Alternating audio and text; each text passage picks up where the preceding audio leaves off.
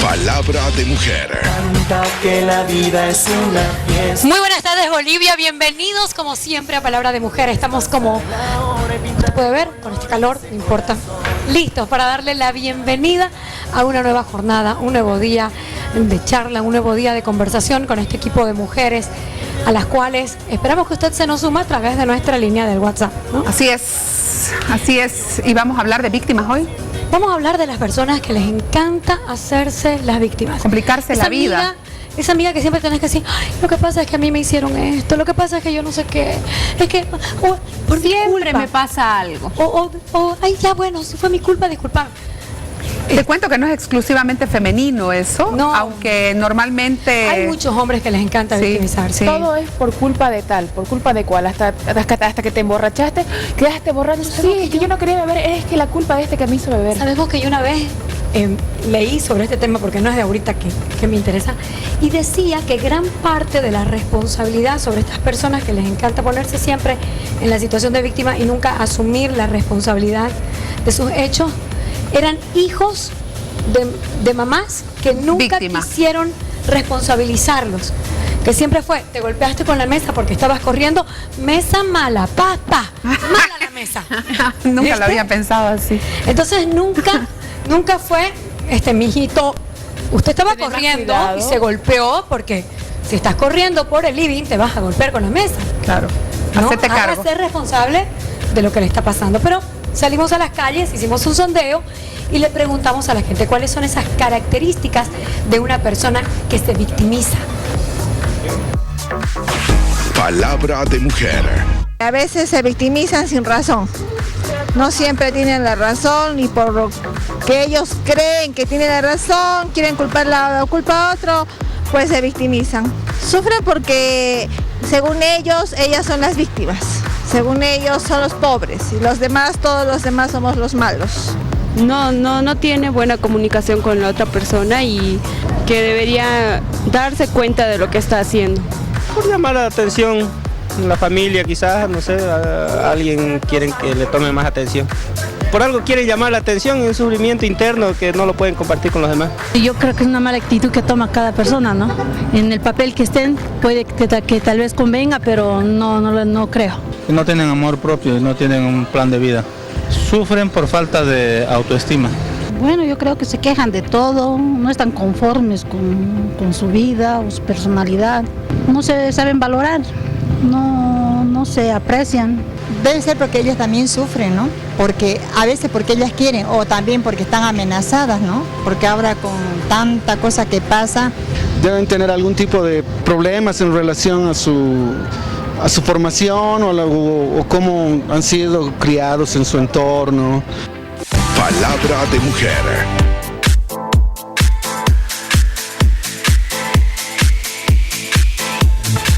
Parece que todos en algún momento de nuestra vida nos hemos topado con este personaje víctima. Quiero darle la bienvenida a la licenciada Madeleine Olmos, psicopedagoga. Nos ha acompañado en varias oportunidades y es para nosotros una luz en el camino para aclarar este tipo de situaciones. Bienvenida, Madeleine. Muchísimas gracias por invitarme a mí. También me encanta venir porque así enseño mucho. Me parece que enseño mucho, que es información que le interesa a la gente. Hay situaciones en las que no queremos ser identificados y este tipo de personas debe ser una de aquellas más odiosas, ¿no? De las más odiosas que existen en el planeta entero. Sin embargo, yo le había comentado un poquito antes que también existe otro tipo de víctimas. No solamente está la típica víctima que sufre efectivamente, como muy bien lo decía Laurita, le llamamos distorsiones cognitivas, pero en realidad lo vamos a simplificar como distorsiones de la realidad, que es donde no puedo aceptar bajo ningún concepto la responsabilidad de mis actos y que provienen de estas malas educaciones. Desde muy pequeñito o pequeñita se ha responsabilizado todo lo que me rodea de lo que me pasa y de lo que me sale mal, excepto a mí, ¿no? Entonces por eso le llamamos una distorsión de la realidad, que es meramente educativo. Y por el otro lado tenemos las víctimas que tienen un victimador, o sea, la mujer que es víctima de violencia, por ejemplo, no es que le guste sufrir, sino que es otro tipo de proceso deteriorativo emocional y psicológico que me pone en una situación de indefensión aprendida, se llama, ¿no? En la que yo llego a entender que haga lo que yo haga, aunque no sea cierto, haga lo que yo haga, nunca voy a poder salir de la situación donde yo estoy. Ese es otro tipo de víctima. Ahora, podemos hablar de las dos o simplemente de la persona tóxica que todo el tiempo vamos a tomar un café y... Hablemos de las dos. Démosle palo a las dos, tranquilo, viene carnaval. Después de esos pecados de carnaval, el chisme no es nada. Me parece interesante la distinción que hace una persona que ha sido educada, digamos, sin asumir responsabilidad de nada, y por otra, una persona que ha aprendido en su vida, por experiencia, por lo que fuera, y lo ha asimilado de esa manera, como no puedo cambiar mi destino. Se merece el sufrimiento. Ninguna de las dos en realidad, porque esta situación de victimizarse a sí mismo no debería existir. Claro. O sea, ninguna de ustedes, ninguno de nosotros quiere estar en esa situación, porque una persona emocional y psicológicamente estable nunca se considera a sí misma una víctima, bajo ningún punto de vista. Por lo menos no quisiera que alguien diga, ¿no es cierto? Madeleine, no quiero ni verla porque todo el tiempo está quejándose. Sí, alguien me ha hecho esto, no me salió bien esto por esta razón, etc. Ser víctima de lástima, que digan, ay, la pobrecita, exactamente, anda tan... Que te tengan pena, creo que la pobrecita, su vida es tan dura, es tan golpeada. Licenciada, y esta distorsión de la que usted habla, ¿puede ser tratada? ¿Las personas mejoran o es que se quedan con esta exactamente, forma o sea, de vida? Precisamente las personas que sufren una distorsión de la realidad tienen un tratamiento más sencillo porque es totalmente conductual, o sea, estamos tratando lo que ha aprendido y hacemos que lo reaprenda, ¿no? En cambio, una víctima del otro tipo, que es una indefensión aprendida, es mucho más difícil, porque tienen que diferenciar. He llegado al primer proceso por una mala educación, igual durante muchos años ha sido un proceso que poco a poco ha ido deformando mi personalidad y mi autoestima, y por el otro lado es más probable que haya un incidente traumático. Por lo tanto, tratar a esta víctima va a ser mucho más difícil y más largo que tratar a la primera. Hay que primero descubrir las raíces. Las raíces del por qué estos dos tipos de víctimas están en esa situación. Yo veo, digamos, estos dos tipos de víctimas. El único que le encanta ponerse en la situación de víctima y que nadie nunca sea responsable, nunca es su culpa, tal cual. Es una víctima en cierta forma egoísta. Exacto. ¿No? Es egoísta, o sea, hacerte cargo vos. Egoísta en el sentido de no asumir nada. Claro, y de que todos hagan todo por él. Porque al principio sí te captan, pues, ¿no? Al principio vos a estas personas decís, ay, pobrecito, fulanito le hizo esto, sutanito le hizo esto.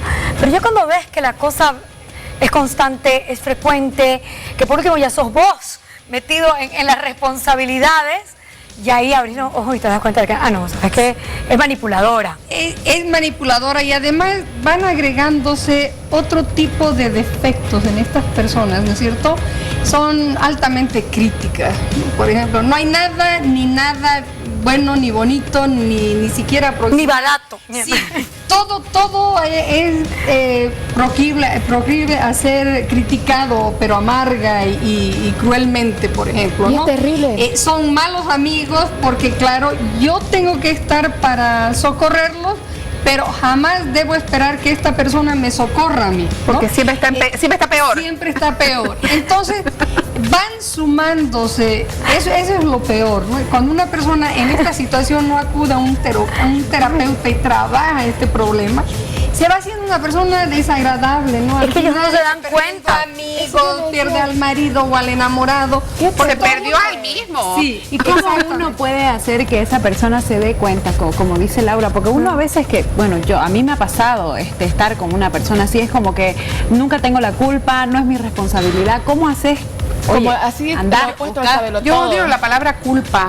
El tema de asumir responsabilidad me parece muchísimo más acertado, sobre todo en un caso como este, donde asumo mi responsabilidad frente a la vida y frente a todo, ¿no?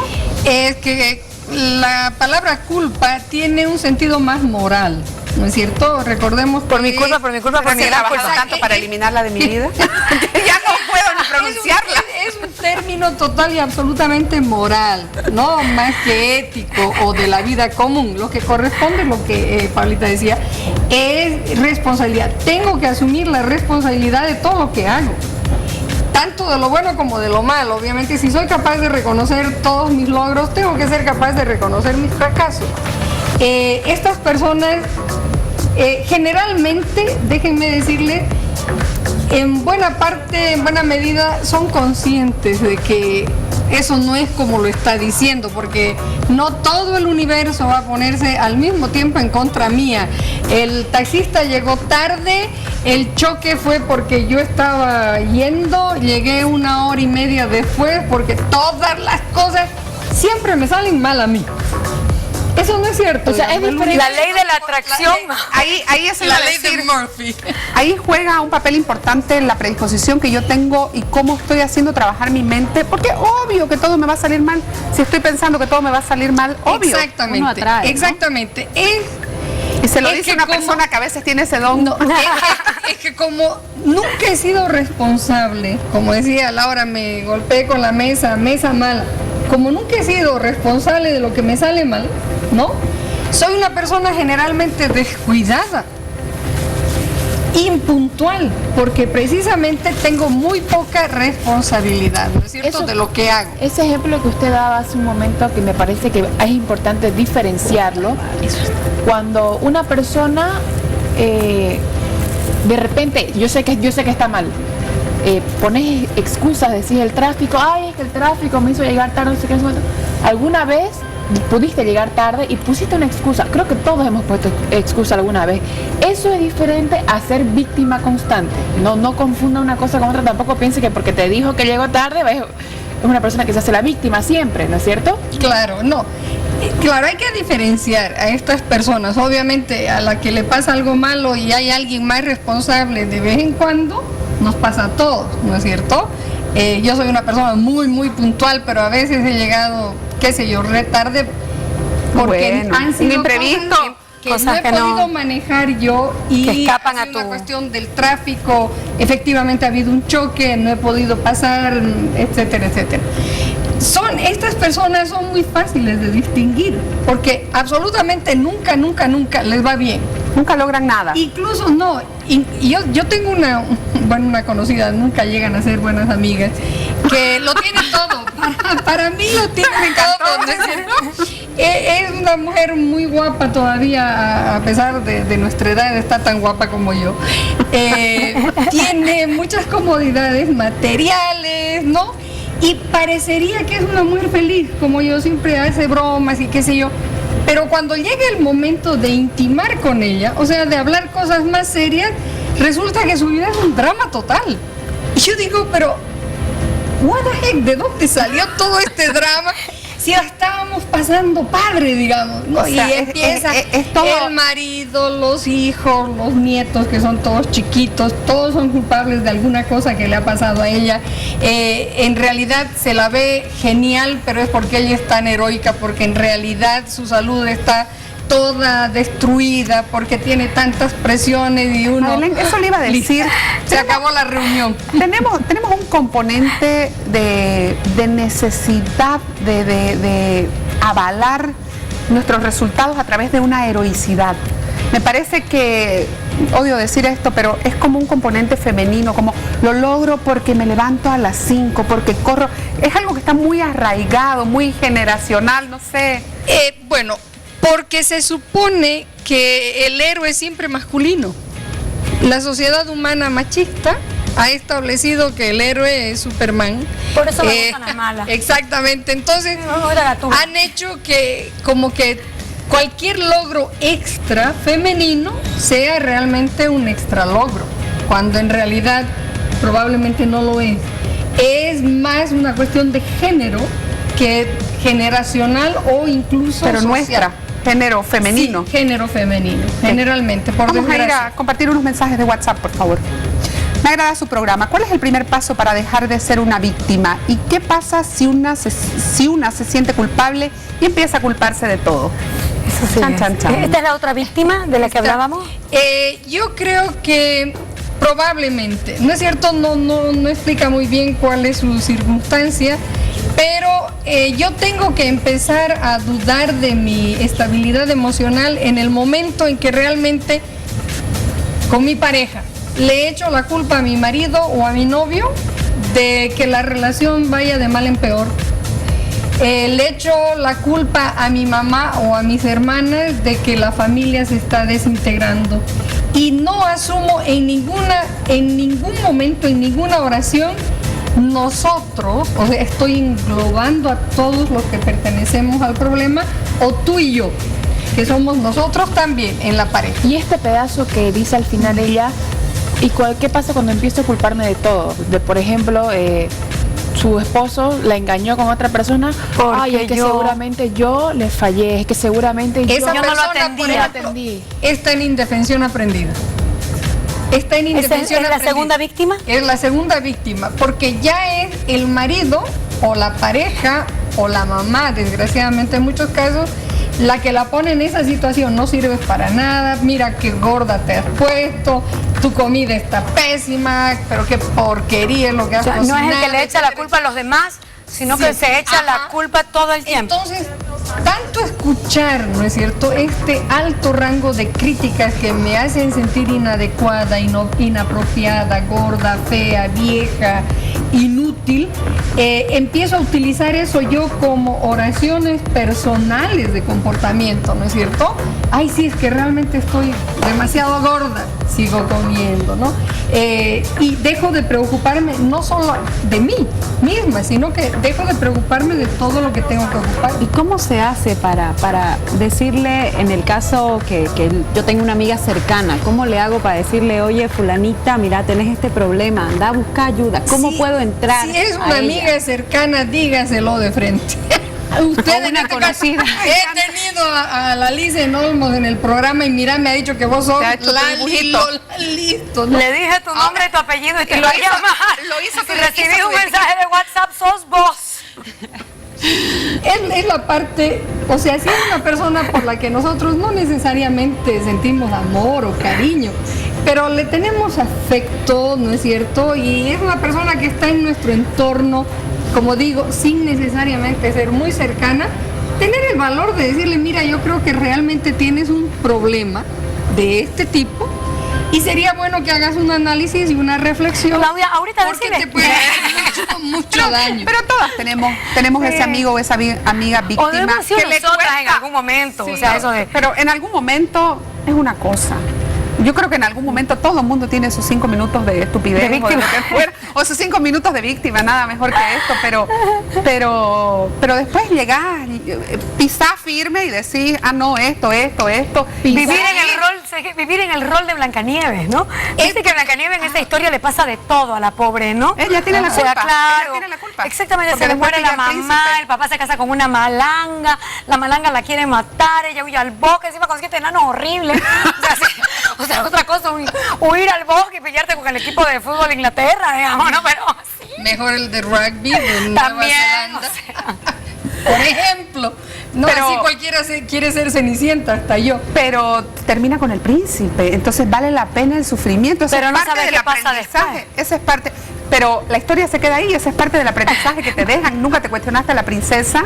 Y quién no quería ser princesa o quién no quiere ser princesa, porque los enanos ya, pero después llega el príncipe. Sí, ojalá tuviéramos precisamente un final como ese. En el caso de estas dos víctimas, por desgracia, ni el presente ni el futuro brilla tanto como los brillitos de un príncipe, ¿no es cierto?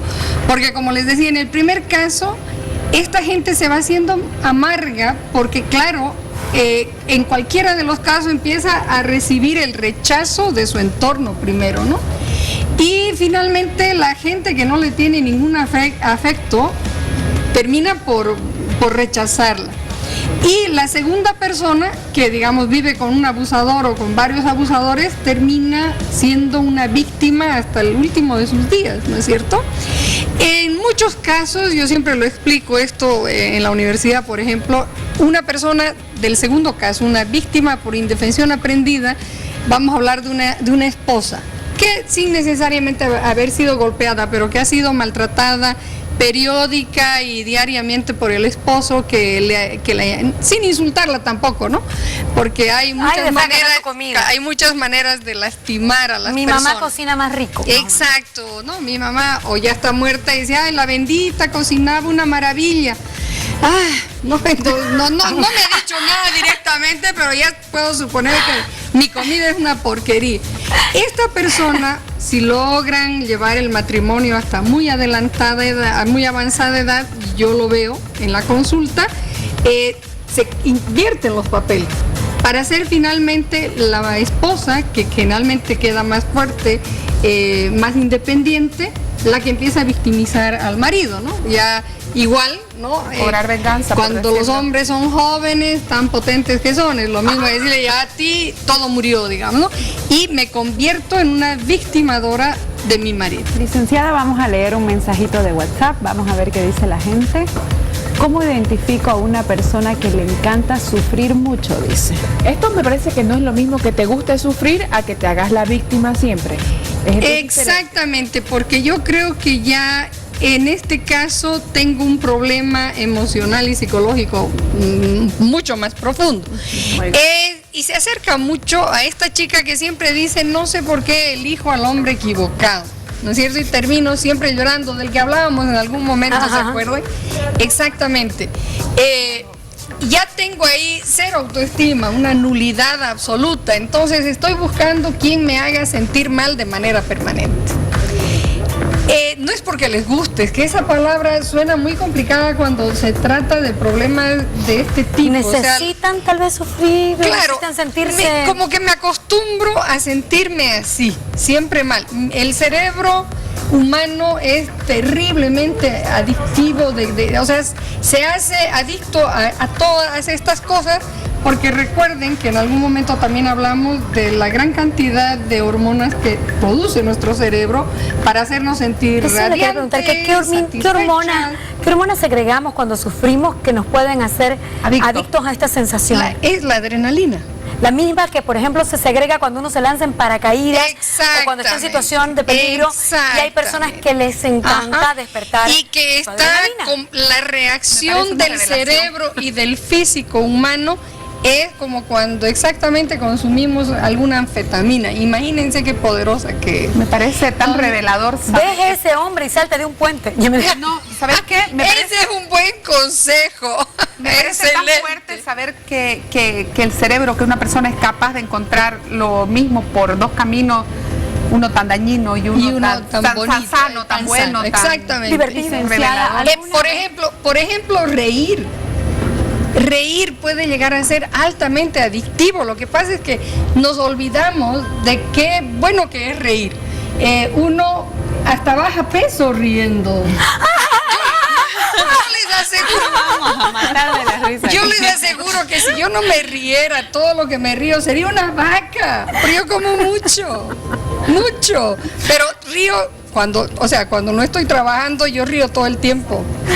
La otra noche había un par, la voy a grabar y la voy a llevar a mi junta de mi amiga. Había un par de borrachos cerca de la casa, bueno, al frente de la casa, y yo tengo una gatita, adopté una gatita callejera, y subí a la terraza a ver qué era lo que pasaba, porque pensé en algún momento llamar a la policía, y uno de ellos empezó a cantar una canción, pero te vas a casar con otro, y yo le decía, de aquí eran las 3 de la mañana, podía haber estado muy enojada, pero decidí reír, y yo le decía de aquí arriba, te ha dejado porque cantas una desgracia y eres un borracho. Y yo muerta de la risa con mi gata mientras, ya pude volver a dormir, porque si me hubiera enojado y me hubiera llenado de adrenalina, ya no lo hubiera podido lograr. Entonces hay que aprender que todo en la vida tiene un lado amable, y estas dos víctimas no pueden verlo. Por eso yo les pediría a ustedes más empatía con alguien así. A nadie le gusta sufrir, a ningún ser humano le gusta sufrir. Es más, está comprobado también científicamente que hemos nacido para ser felices. Nuestra capacidad para sonreír, nuestra capacidad para amar, nuestra capacidad para divertirnos es mucho mayor que la capacidad para sufrir. Lo que pasa pasa es que nos equivocamos al educar y al criar a nuestros hijos y a nuestras hijas. Les damos mensajes equivocados todo el tiempo. Tenemos que aprender a hablar. Tenemos que aprender que, por ejemplo, el niño se golpea con la mesa, en vez de decirle mesa mala o decirle has estado corriendo por aquí, es tu responsabilidad, es sentarle y decirle mira mi amor, ¿cómo te sientes? Primero, les enseñamos a nuestros hijos a lavarse los dientes 5 veces al día para cuidarlos, pero no cuidamos sus sentimientos, que son finalmente los que van a forjar y construir luego una personalidad estable, emocional y psicológicamente hablando. Bueno, agradecer muchísimo. Yo dije, Madeleine Olmos es una luz al final del camino en nuestros temas psicológicos a tratar. Muchísimas gracias a la licenciada Olmos, psicopedagoga, con quien hablamos de estas víctimas un poquito adictas al sufrimiento. Muchas gracias, Madeleine. Hacemos una pausa. Gracias a ustedes. Buenas tardes. Que la vida es una fiesta, no hay... Muy bien, ahora después de hablar del sufrimiento, vamos a hablar de un deporte que es muy interesante, que está de moda, que se llama el triatlón, para el cual hemos invitado a gente especializada en el tema. Tenemos a su presidenta de la asociación, la señora Jimena Tejada, a un deportista de esta disciplina, Pepe Rivero, y a el aficionado al deporte, en Hernán Suárez. Mucho gusto, chicos, y queremos que por favor nos cuenten sus experiencias respecto a esto que yo se los digo de manera muy personal como licenciada en actividad física, me parece extremo. No sé cómo pueden hacer 3 disciplinas, tantas horas, tanto esfuerzo, si me comentan, por favor. Bueno, nosotros somos prácticamente aficionados a estas 3 disciplinas, ¿no? Efectivamente implica un desgaste físico muy grande, muchas horas de entrenamiento, mucho tiempo, ¿no? ¿Qué significa muchas horas de entrenamiento, Pepe? ¿Cuántas horas entrenamos un aficionado, por ejemplo? Mira, actualmente hay un grupo grande que vamos a ir a Buenos Aires a participar de un Ironman 70.3 que vendría a ser un medio Ironman. Somos 31 personas más o menos. Crece, ¿no? Todo el tiempo. ¿Cómo? El grupo, el número de gente practicando. Esto viene creciendo de manera muy rápida, muy acelerada. Cada vez hay más adeptos a estas disciplinas. Y bueno, actualmente nosotros entrenamos por lo menos 3 horas por día, ¿no? Por lo menos 3 horas y 2 disciplinas diarias. ¿Y de prácticamente. cómo le nació a Pepe comenzar a hacer triatlón? Bueno, el triatlón en Santa Cruz, creo que aquí los impulsores de todas estas distancias largas podremos decir que es Hernán Suárez y Enrique Menacho, ¿no? De ahí en más viene una ola, seguimos un grupo y bueno, y esto viene creciendo. El triatlón en Santa Cruz existió desde hace muchos años, solo que estuvo parado mucho tiempo. Creo que a partir del 2011, finales del 2011, esto tuvo un repunte y empezó a crecer, digamos, ¿no? Jimena, ¿y cuándo aparece la asociación? Antes de eso hay mucha gente que no sabe que es un triatlón. Entonces quiero que Jimena les explique, por favor, por qué se considera triatlón, cuáles son las disciplinas que se incluyen en esta categoría y si hay la posibilidad de cambiar una de estas disciplinas. ¿Qué define un triatlón? El triatlón incluye 3 disciplinas principalmente, que son natación, carrera y ciclismo. Dentro del triatlón tenemos 2 modalidades más, que son el duatlón y el acuatlón, en la que el duatlón es solamente ciclismo, carrera y ciclismo, y el acuatlón es natación, carrera y natación. Pero igual en 3 etapas. Igual en 3 etapas, siempre conservando las 3 etapas para que pueda conformarse el triatlón. ¿Y la asociación cuándo nace? ¿Es solamente Santa Cruz, nivel Bolivia? No, a nivel Bolivia tenemos la Federación Boliviana de Triatlón y en departamentos tenemos 6 departamentos que tienen asociación y la asociación de Santa Cruz tiene ya 6 años, 7 años de vigencia. ¿Cuántas personas se reúnen, digamos, en torno a...? El año pasado hemos cerrado la gestión con 208 afiliados. Harta gente, ¿no? Más de lo que yo pensaba.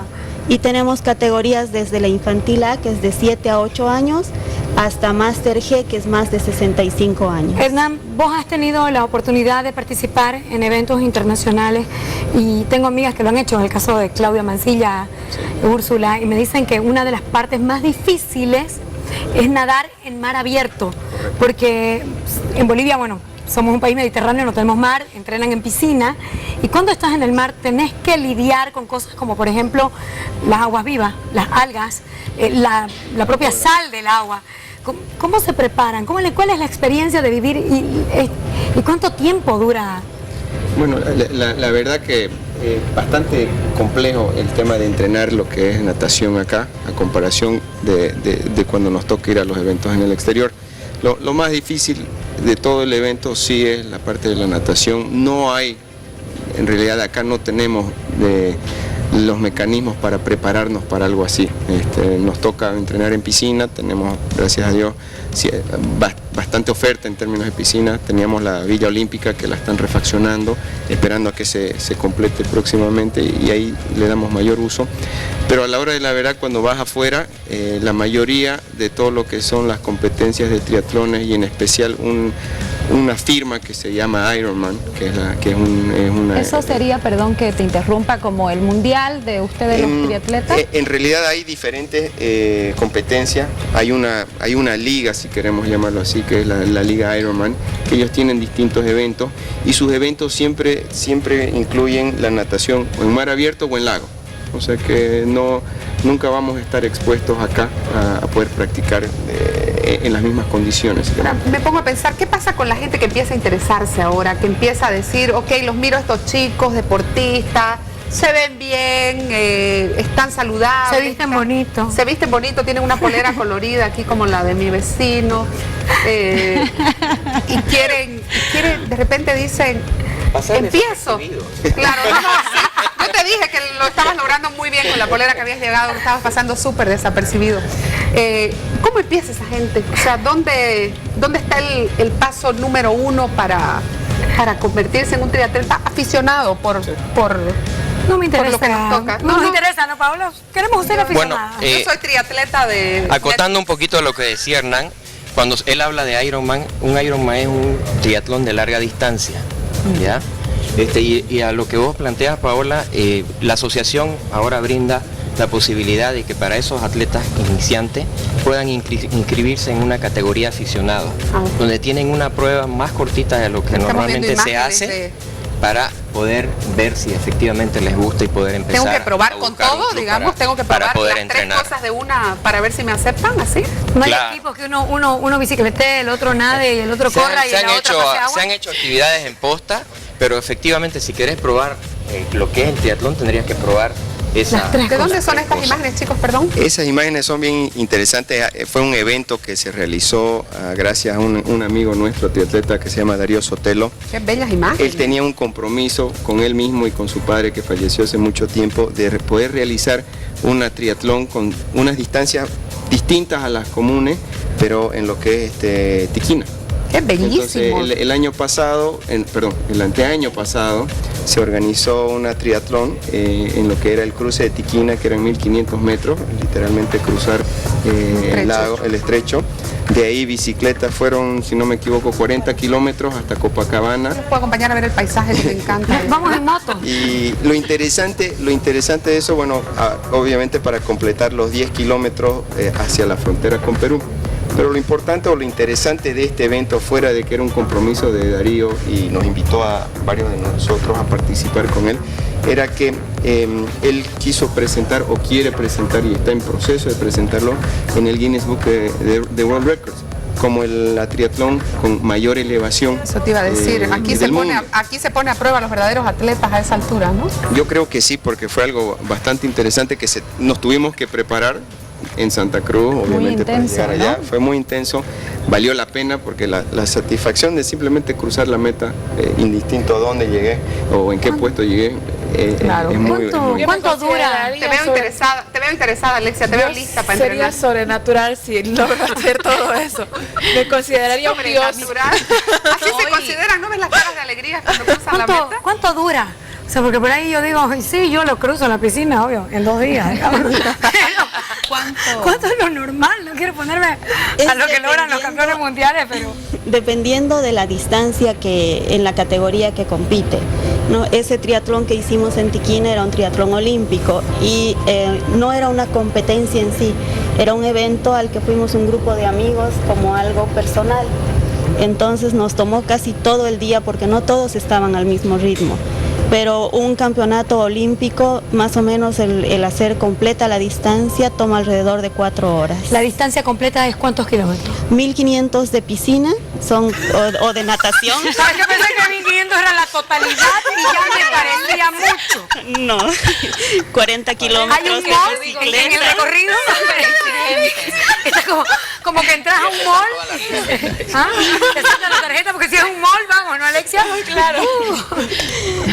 Son 40 kilómetros de ciclismo y 10 de carrera. O sea, 1500 de nado. Sí. ¿Quién nada 1500 kilómetros después? 1500 metros. Igual, muchísimo. Igual. Tengo que ser ballena para eso. Después de correr, ¿cuánto? No, después viene ciclismo, que son 40 kilómetros, y después de ciclismo viene carrera, que son 10. ¿Cuánto tiempo uno se le toca? Para la gente que le interesa, digamos, ¿no? No es mi caso. Con Dorito Ploga, si no exige una explicación. ¿Por qué lo hace? Que pregunte. ¿Cuánto tiempo les toma prepararse para este tipo de competencia, ¿no? Una competencia olímpica de esa magnitud.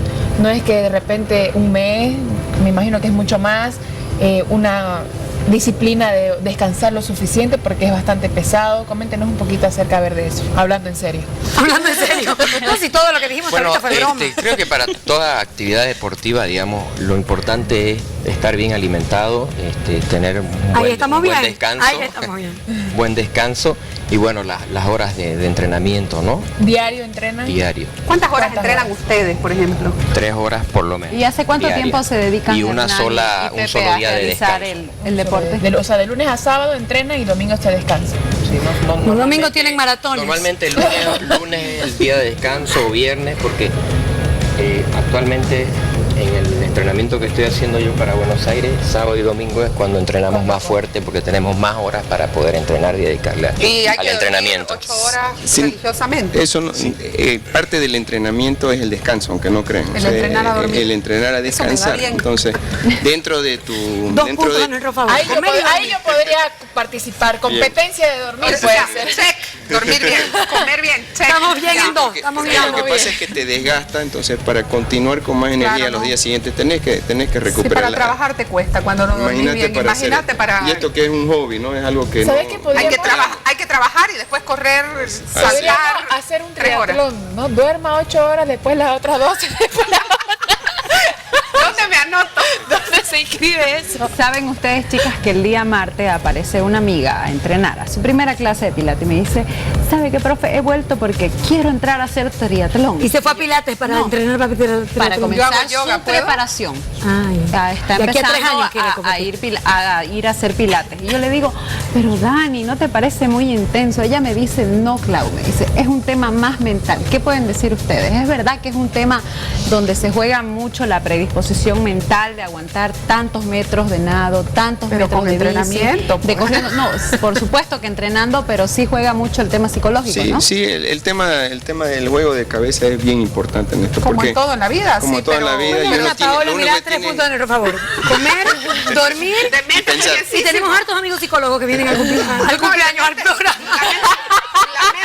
Estamos bien.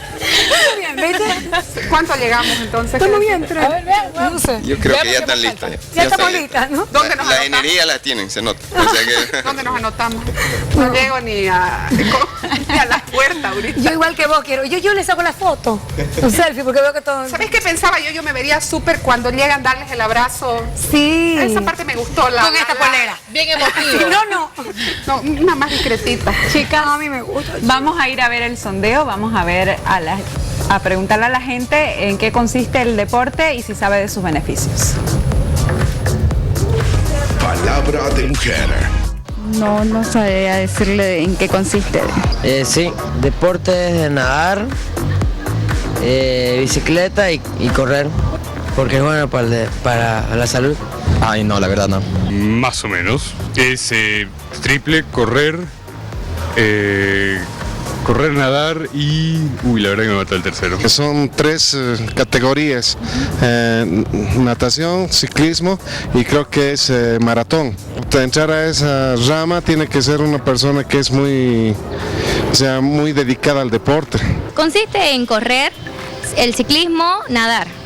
Y yo creo que es muy bueno y recomendaría a todos los jóvenes que lo practiquen, ¿no? Es el en el que se lleva a cabo 3 disciplinas que son natación, ciclismo y correr, es de trotar. Sí, manejar bicicleta, trote y nadar. Es muy importante, ¿no? Mantener una salud, estar activo y es muy saludable, ¿no? Para la juventud en especial. No lo tengo claro, pero me suena que son 3 disciplinas juntas o algo así. Me imagino que todos, ¿no? En cuanto a salud, el deporte siempre es bueno. Consiste en nadar, correr y andar en bicicleta, ¿no es cierto? Palabra de mujer. Yo coincido con uno de los del sondeo. ¿Qué decía? Que era muy saludable. O sea, muy Excesivamente. Podemos ver todo en exceso es malo. Todo en exceso es malo, Alexia Virués.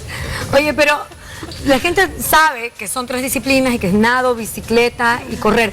¿Se puede alternar, qué sé yo, no sé, otras disciplinas? Cacho, ludo, telefónico. ¿Ah? Y pilates, para que no diga Claudia que no hago nada. Es importante, pero no ver cómo la gente entiende el concepto de que no importa cuál es el deporte, de que sí es salud e invitar a la gente a que lo practique si es que tiene pues el incentivo de retarse. 17 horas. De retarse. 17 horas dura un Ironman. ¿Sabes qué? No le digamos eso a la gente porque nadie va a querer hacer. Pero que sean conscientes, pues un ratito, por el más cortito. Por el más cortito. En Santa Cruz o en alguna ciudad del país se ha hecho triatlones de una ciudad chiquitita, lo que hay en Porongo, quiero saber. La distancia mínima. En realidad, los campeonatos que hacemos llevan esta distancia olímpica que le llamamos solamente en categoría élite. Ya lo que son categoría por edades, que va según el rango de edades, tenemos por ejemplo infantil A, que les comentaba, de 7, 8 años. ¿Cómo cuánto? Ellos nadan 50 metros. Manejan bicicleta 1 kilómetro y corren medio kilómetro. En esa no escribí. Pero el carnet de identidad no dice. Tawichi. ¿Y hasta qué edad se podía eso? ¿De qué edad era? 7, 8 años. ¿Hay alguna escuela, perdón, donde se realiza? No, la asociación está compuesta por clubes y cada club entrena independientemente. O sea, ellos que no tienen paso cursos y me dan un diploma de que soy No. Y nuestra disciplina ha crecido más por el boca a boca. Es un deporte que se practica mucho en familia. Tenemos familias enteras que practica la mamá, el papá, los hijos. Entonces, el día que tenemos el campeonato realmente es una actividad muy bonita porque tenemos a los papás apoyando a los hijos y también en viceversa cuando les toca a los papás la competencia. Y no lo denuncian, digamos. No. Mentira, estoy haciendo broma, pero a mí me encanta. Mis hijos han participado en maratones, de verdad que es un disfrutan desafío, muchísimo, sí. Es un desafío. Y como decías, es un reto mental. No importa en cuánto tiempo lo logres. ¿Tienen una actividad? El cruzar la meta es... Este 31. Sí, el domingo 31 tenemos el campeonato Open Olímpico, que es un número muy reducido porque como es abierto para cualquier persona y la distancia es muy larga, no podemos arriesgarnos a tener mucha gente. Y ahí se va a llevar a cabo en la piscina de Medley. Quiero mandar a 2 que tengo. Vamos a ir, Laura, las deportistas. Preparémonos. Sí, Alexia y yo nos damos de baja. Yo no puedo, estoy embarazada. No puedo, soy diabética. Bueno, tenemos que hacer un corte. El 31 entonces, el 31, ¿todavía la gente se puede inscribir o...? Todavía se puede inscribir hasta el día de hoy en la piscina Medley, que queda en el Mall Urubó. Y vamos a salir de allá a las 6 de la mañana. Domingo 31 a las 6 de la mañana. ¿Aceptan inscripciones de todo el país? Digamos, si mis amigos de Potosí, de La Paz, que nos están mirando, pueden entrar a una página en internet. No, la inscripción es personal porque al ser una distancia olímpica y tener un riesgo la competencia, necesitamos que firmen su... Necesitamos que firmen su sentencia. Sí. Muchas gracias. Muchísimo. De verdad, a Pepe Rivero, deportista que realiza triatlones hace 12 años, Hernán Suárez, aficionado a este deporte desde hace 6 años, y Jimena Tejada, presidenta de la Asociación de Triatlón. Gracias, chicos, por habernos acompañado. Gracias a ustedes. Hacemos la pausa. Que la vida es una fiesta, no hay mal que por bien no venga, no dejes pasar.